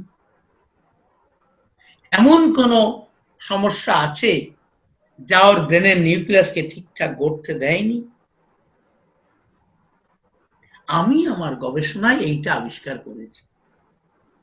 কখন এমনটি হয়, কখন আমরা প্রকৃতির নিয়মে বাড়তে পারি না, কোন বিষয়টা আমাদেরকে এমনি করে বাধা দেয়, এবং এই ক্ষমতা শুধু একজনের আছে, এই বাধা দেওয়ার ক্ষমতা, এই ভয়ঙ্কর ক্ষমতা একজনের আছে। এ প্রথম থেকে চেষ্টা চালিয়ে যায়, মায়ের পেটেই যেন বাচ্চা মারা যায়। যদি বা অনেক লড়াই করলো, মায়ের জীবনী শক্তি, বাবার জীবনী শক্তি দিয়ে যে জীবনী শক্তি পেয়েছে, পেটের সন্তান, লড়াই হয়, হাড্ডাহাড্ডি লড়াই হয়। লড়াইতে যদি জিতে গেল, সত্য জিতে গেল, দারুণ। আর যদি হেরে গেল, তাহলে মায়ের পেট থেকেও বডি হয়ে বেরোবে। আগেকার দিনে বলা হতো সিম্পলিটিক প্রেগন্যান্টের স্টিল বার্থ বেবি হয়। আমি অস্বীকার করিনি, কিন্তু এর থেকেও বড় ক্ষমতা হলো রেবিস ভাইরাসের, যে খুব সহজে কাজ করে ফেলতে পারে এবং খুব দ্রুত। বেশ, কেউ না হেরেছে, কেউ না জিতেছে, সমানে সমান হাড্ডাহাড্ডি লড়াই। বেবি জন্মালো, কান্না করলো না, সামান্য কান্না করে চুপ হয়ে গেল, অথবা একবারেই কান্না করলো না। এসব ক্ষেত্রে ডাক্তাররা বলে দেন, দেখুন এই বাচ্চা আপনি নিয়ে যাবেন, এ কিন্তু ভীষণ অসুস্থ বাচ্চা, আমরা অনেক চেষ্টা করেছি, কাটাতে পারিনি, কারণ they have no idea regarding post, আবার ইংরেজি, কারণ তাদের পোস্ট রেবিস সিন্ড্রোম, এর বাংলা হবে না, পোস্ট বাংলা হতে পারে রেবিস ভাইরাসের জেনেটিক ম্যাটেরিয়ালস যাদের মধ্যে প্রকটভাবে অবস্থান করে, যাদের পূর্বপুরুষের মধ্যে প্রকটভাবে অবস্থান করে, তারা সঠিকভাবে পৃথিবীর রূপ রস গন্ধ উপভোগ করতে পারে না, তারা ন্যাচারাল লাইফ লাভ করতে পারে না, কোনোভাবেই না। তাই জন্যে এদের মধ্যে দেখা দিল অ্যাজেনেসিস তৈরি হলো না, কত উচিত ছিল, কেন হবে না? না, এটাই জবাব। পোস্ট রেবিস ভাইরাসের জেনেটিক ম্যাটেরিয়ালস যেখানে প্রকট, সেখানে এটা হওয়াটাই স্বাভাবিক। তাই হলো, বিভিন্ন রকম অ্যাবনর্মালিটি, বাচ্চা কাঁদলো না, বা বাচ্চা ভীষণ কাঁদলো, কয়েক মাস ধরে প্রতিবেশীদের ঘুমোতে দিল না, বাপ মা তো বটে। আর কি হলো, বাচ্চা একটু বড় হয়ে প্রচন্ড দুষ্টু হলো, ভয়ঙ্কর। আবার ঠিক উল্টা দিকে বাচ্চা ভীষণ ভালো হলো, যেমন জ্ঞানী, যেমন বুদ্ধিমতী, বুদ্ধিমান, যেমন এক্সট্রাঅর্ডিনারি ব্রেইন, শুধুই পজিটিভ ক্যারেক্টারের পজিটিভ দিক। একমাত্র পিআরএস, যেখানে যেমন একটা সুন্দর পজিটিভ দিক থাকতে পারে পিআরএস এর জন্য, ঠিক তেমন করে ভয়ঙ্কর রকমের নেগেটিভ দিক থাকতে পারে। জীবনের শেষ দিন পর্যন্ত কোনো চেঞ্জ না হতে পারে। ভালো চিরকাল ভালো, খারাপ চিরকাল খারাপ। সঙ্গে আর কি থাকে, পোস্ট রেবিস সিন্ড্রোম প্রকট থাকার জন্য এরা কোনোদিন সামগ্রিক শান্তি, সেটা দৈহিক হোক আর মানসিক হোক, পায় না। কোন এক অজানা কারণে এদের মনের মধ্যে, দেহের মধ্যে অশান্তির আগুন ক্রমাগত জ্বলতে থাকে। কারো কারো ক্ষেত্রে সেই আগুন কখনো কখনো দাউ দাউ করে জ্বলে ওঠে, আবার হসপিটাল এই সেই করে আগুন নেভানো হয়, আবার কিছুদিন একটু সাধ্যের মধ্যে রইলো, আবার একদিন দাউ দাউ করে জ্বলে উঠলো, তারপরে হয়তো আর ঠিকঠাকই রইলো, দিকে দিকে আগুন জ্বলতেই থাকলো। কিন্তু কেন এমন? এটাই তো হলো ক্যারেক্টার, এটা হলো দৈহিক এবং মানসিক বৈশিষ্ট্য, যাদের মধ্যে পোস্ট রেবিস সিন্ড্রোম মানে জেনেটিক রেবিস ভাইরাসের জেনেটিক ম্যাটেরিয়ালস প্রকট, তাদের ক্ষেত্রে এমন ঘটনা ঘটে। আবার তাদের মধ্যেই ঘটে অ্যাজেনেসিস, মানে তৈরি হয় না কোনো অঙ্গ, এমন ঘটনা ঘটে। সবার পিছনে কিন্তু এই দায়ী। আবার দেখো, তৈরি হয়েছে অসম্পূর্ণ রয়ে গেছে, করতে দেয়নিও, কারণ ও চেয়েছিল ওকে মেরে ফেলতে, কিন্তু বেঁচে গেছে। সেই জন্য যত রকমের কনজেনিটাল ডিফেক্ট, কনজেনিটাল প্রবলেম নিয়ে বাচ্চারা পৃথিবীতে আসে, যে কোনো ভাবে, সব ক্ষেত্রেই মেডিসিন কিন্তু হাইড্রোফোবিনা, কিন্তু একটা কথা মাথায় রাখা জরুরি যে হাইড্রোফোবিনাম তো ছিলই, কিন্তু আরো একটা কথা আছে, সেটাও ভেবে দেখতে হবে যে এ জীবৎকালে কিভাবে এই যে না এর বাবা মা এই জন্মাবার আগে থেকে এর বাবা মা কিভাবে বিভিন্ন কারণে ট্রমাটাইজড হয়েছে, আঘাতপ্রাপ্ত হয়েছে, ফিজিক্যালি, মেন্টালি, এক্সটার্নালি, ইন্টারনালি কি ধরনের ট্রমাটাইজ এরা হয়েছে সেটাও মাথায় রাখা দরকার আছে। তবে মাথায় এটা তার আগে বেশি করে রাখতে হবে, সে হলো প্রকট রেবিস ভাইরাসের জেনেটিক ম্যাটেরিয়ালসের উপস্থিতি। এবার তোমরা বলবে স্যার কুকুর তো নেই, কুকুর তো কামড়ায়নি। কুকুর এনাকে কামড়ায়নি, এনার বাবা মাকে কামড়ায়নি, তার বাবা মাকে তার বাবা মাকে তার বাবা মাকে কামড়ায়নি, তার তো কোনো প্রমাণ নেই। যখন আমার লিটারেচারটা পড়বে দেখবে সেখানে আমি ওটাও লিখে রেখেছি। আমি বুঝবো কামড়েছে, আমি শুনবো কামড়েছে, তবেই পিআরএস পাবো আর তাকে ট্রিটমেন্ট করব, এটা কিন্তু পাগলের পাগলাম। পিআরএস বুঝিয়ে দেয় তার লক্ষণ দিয়ে। যেমন আমার গ্র্যান্ডমাদার প্যাটার্নাল সাইড মানে ঠাকুমা দীর্ঘদিন শ্বাসকষ্টে ভুগেছেন, যতদূর আমার জানা আছে জন্ম থেকে, মানে আজ জন্ম শুরু থেকে শেষ পর্যন্ত ভীষণ কষ্ট পেয়েছেন, মরবার আগে পর্যন্ত কষ্ট পেয়েছেন, জীবনে কোনোদিন সুস্থ ছিলেন না। শুধুমাত্র তাদের বাবারা মানে দুই পক্ষের পূর্বপুরুষরা কথা দিয়েছিলেন যে এর সঙ্গে বিয়ে দেবো, তাই বিয়ে হয়েছিল, নাহলে ওরকম রোগা মেয়েকে কেউ বিয়ে করে না। ফলে এই যে আমি আমার লেখার মধ্যে এটাও লিখে দিয়েছি যে কুকুরে কামড়ানো, ভ্যাকসিন নেওয়া ছাড়া আর কোন কোন বিষয় আমাদেরকে বুঝতে সাহায্য করে যে পিআরএস প্রকট মানে পোস্ট রেবিস সিনড্রোম মানে রেবিস ভাইরাসের জেনেটিক ম্যাটেরিয়ালস এর মধ্যে প্রকট অবস্থায় আছে, সেটা কি কিভাবে বোঝা যায় আমার লেখার মধ্যে আছে। অর্থাৎ জানা যাবে আমরা কেমন করে পিআরএস কে গুরুত্ব দেব, যদিও সে বাড়ির চৌহদ্দির কাছে কুকুর নেই, কেউ কোনোদিন ভ্যাকসিনেশনও নেয়নি, তবুও পিআরএস হতে পারে কোন কোন ব্যতিক্রমী ক্ষেত্রে, সব লেখা আছে, পড়ে দেখবে। তাহলে স্যার 10টা 8 বাজে। আচ্ছা, তাহলে এবার প্রশ্ন উত্তর তাহলে আমি শেষ করছি যে এইরকম ঘটনাগুলি সম্পর্কে আমি লিখে রেখে দিয়েছি, সিরিয়াসলি পড়তে হবে, তবেই কিন্তু হাইড্রোফোনিয়াম ব্যবহার করতে পারবে। আর হাইড্রোফোনিয়াম কিন্তু একটা বিষ, চরমতম বিষ। এটি ব্যবহার করতে গেলে তার সম্পর্কে যথেষ্ট পরিষ্কার ধ্যান ধারণা থাকা উচিত, তার আগে বিষ নিয়ে খেলা করা উচিত নয়। ঠিক আছে দিলীপ বলুন। ওই যারা মার্সের ম্যাগাজিনটা পায়নি এখন, এদের পাওয়ার উপায়টা কি? আমার কাছ থেকে নিতে পারবে, আমার কাছে আছে। হ্যাঁ, তো যারা যারা আপনারা মার্সের ম্যাগাজিন চান তারা স্যারের অ্যাকাউন্টে টাকা, কত টাকা স্যার? দুটো খন্ড। তখন কে কি কতটুকু কি নেবে না বেশি নেবে, কেউ বললাম ওটাই নেবো, তার জন্য একরকম। সবগুলি তো দরকার আছে, কিন্তু হোমিওপ্যাথি ডাক্তার তো অর্থনৈতিক দিক দিয়ে খুব মানে মনের দিক দিয়ে অর্থ আছে, মনের দিক দিয়ে গরিব, তাই জন্য সে বিরাট পয়সা হিসাব করে। কথা বলতে যাদের আগের ম্যাগাজিন গুলো সবই আছে, শুধু মার্চেরটা নেই, তারা তো মার্চেরটাই চাইবে। হ্যাঁ ঠিক আছে, মার্চেরটা নেবে, কলকাতার চেম্বার থেকে, কল্যাণী থেকে নিয়ে যাবে, এমনি নিয়ে যাবে 300 টাকা দিয়ে।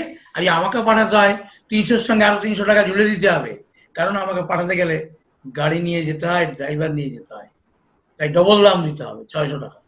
বাংলাদেশেও তো এই মুহূর্তে বাংলাদেশের লোক পাবে না, কি করে পাবে? বাংলাদেশ আমার থেকে পাবে না এখন। যাদের কাছে তার থেকে জেরক্স করে নেবে, পড়ার আগ্রহ থাকলে। আর হচ্ছে নেক্সট ক্লাসে একদম নবীনদের জন্য থাকবে আপনার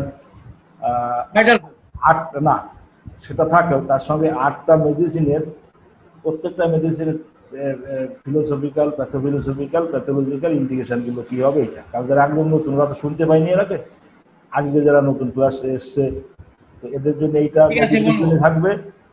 আর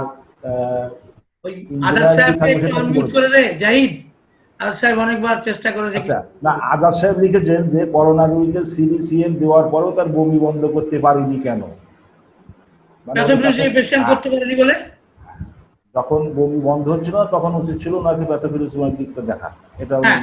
হয়তো করেননি। ঠিক। এই গেল। আর এখন তো বলাই হয়েছে, আজকে সব দিনই বলা হচ্ছে ব্লাইন্ডলি কার্বোভেজ দেওয়া চলবে না, চোখ খুলে দিতে হবে। কথার মানে হলো যদি কার্বোভেজ ফেল করে তাহলে আমি কোন দিকে যাব? হয়ে গেছে, এক্ষুনি হয়ে গেছে। আর জি। কিছু কথা?